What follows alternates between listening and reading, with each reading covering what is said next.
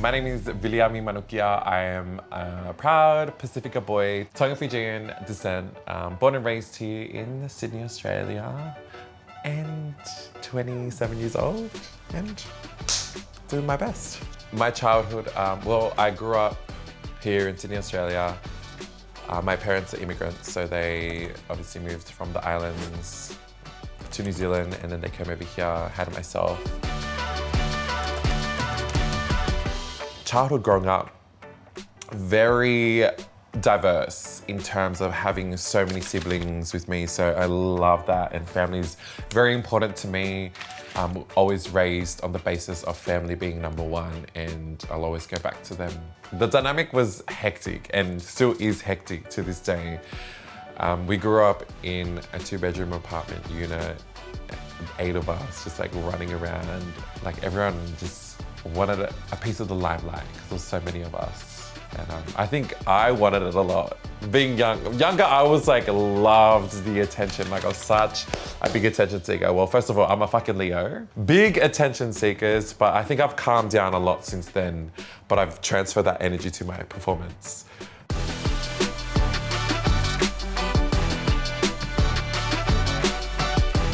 I was very religious. Grew up Catholic, so went to church every Sunday, went to Catholic schools. So a lot of our living was based around religious teachings around God. And through religion, like I used to sing a lot. That used to be like my number one thing. I remember being like young, being like, I want to be a singer when I grow up.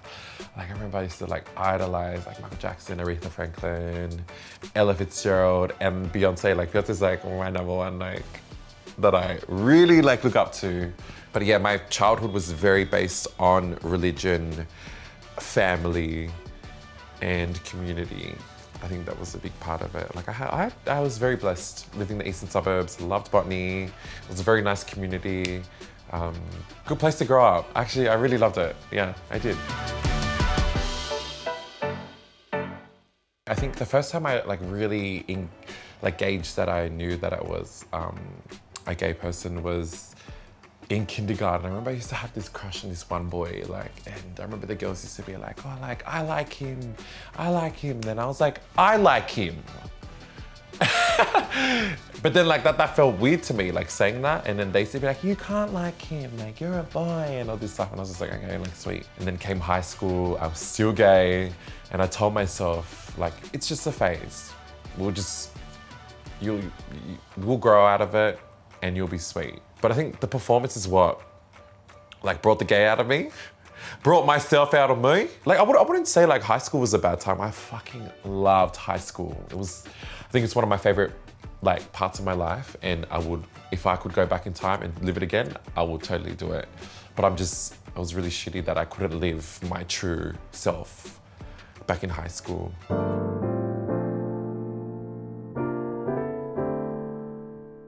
Came out when I was 21, when I moved to Bathurst. Because I was like, I saw it as a new opportunity. I was like, I know no one there. This is a chance to be myself. And it felt weird saying that. I was just like, it just felt weird rolling off my tongue being like, I'm gay. Like there was no announcement. And then the way my family actually found out. So my mum found out through her sisters. So I was working at Big W and I was on shift, and then my big sister gave me a call. And I still remember to this day hearing the words like, they know, mum knows. And I just turned the phone off. I started crying. I ran out of the store and just crying because I didn't know what to do. Like I was like, am I gonna get kicked out?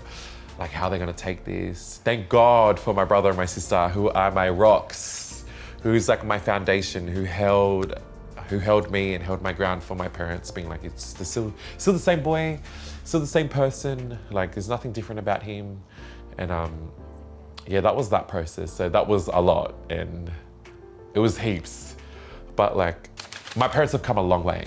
Like now they're just, mum's loves to bring in some prayer and shit like that. But dad's very accepting. He's the one that I didn't think was gonna be the one that was gonna be accepting. He's very macho, traditional, simple man, but I love him. Like we're rebuilding our relationship slowly. So I love my parents a lot, but yeah, we're working for it. I'ma be my best.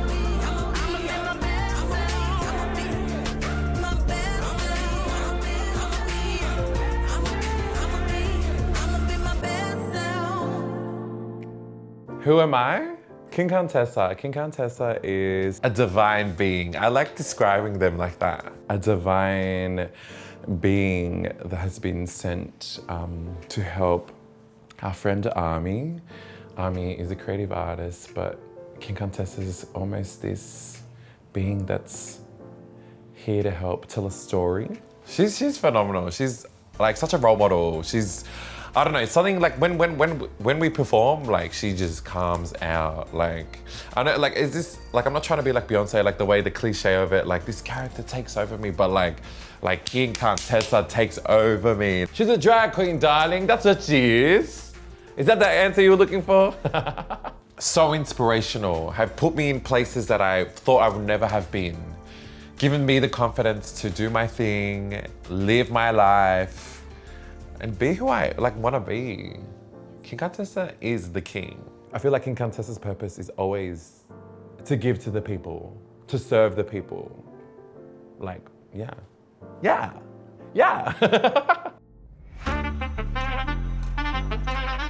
Drag. Drag is dressing as a woman, of course.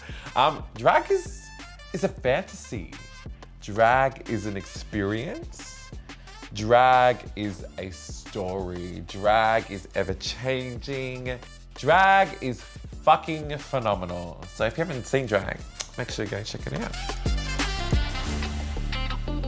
The role that all of this plays for myself, it's never me wearing it or it wearing me. It's always an extension of King Cxntessa. This extension may go onto gloves, to the wigs, to the makeup, to the fur coats. Like there's no one setting, and I think that's what makes it so exciting, is that people don't know what they're gonna expect. Like whether it be like a minute like costume or like a big like out there costume, just like going out of nowhere.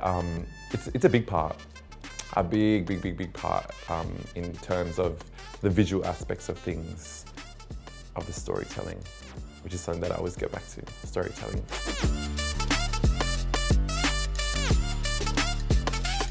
I don't know, there's something about drag queens. I remember seeing my first drag queen for the first time. She was fierce, she was giving it her all, she was unapologetic. And that to me inspired me. And I think that's what's important, is that what I'm doing is inspiring younger queer people who want to express themselves, live their life, live their truth. That's why I think those elements of being confident, being strong, and being fierce are such an important thing, because we've had to fight for our place at the table.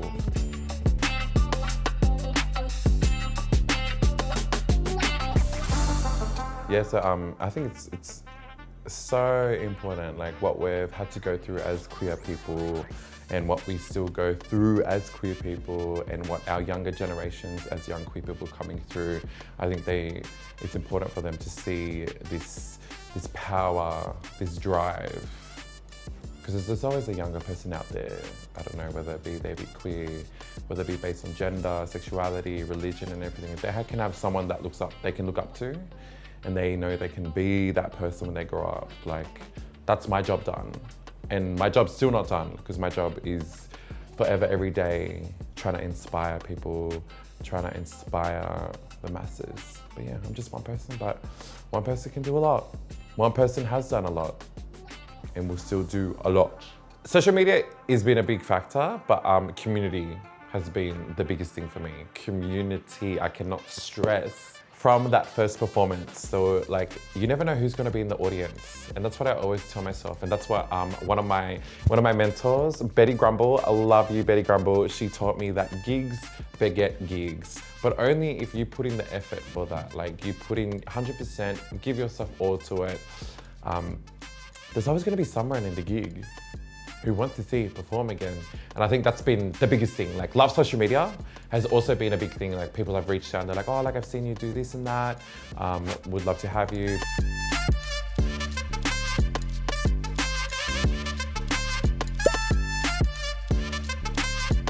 My advice would honestly be, as cliche as it sounds, honestly, trust the process.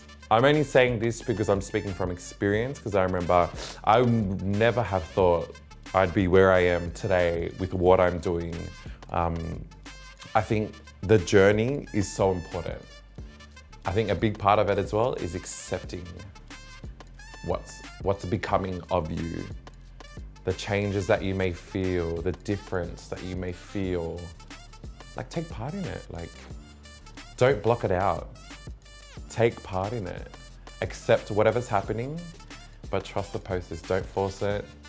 Don't make it happen like just because you want it to. Trust the process. That's all I have to say. Like, be truthful about it. And trust the motherfucking process. That's it.